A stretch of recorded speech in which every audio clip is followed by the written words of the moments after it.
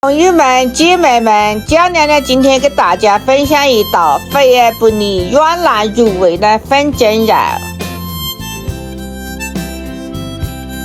买一坨五花肉，改刀切成晶莹的厚片，切成粉这种么就可以腌制了。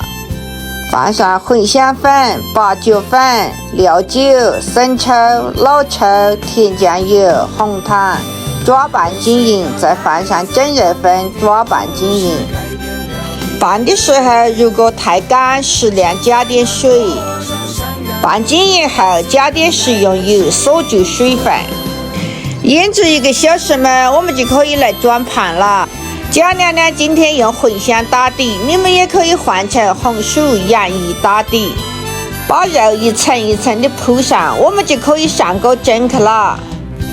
我们把它蒸上3个小时，这样一道肥而不腻、软烂入味的茴香粉蒸肉就做好了。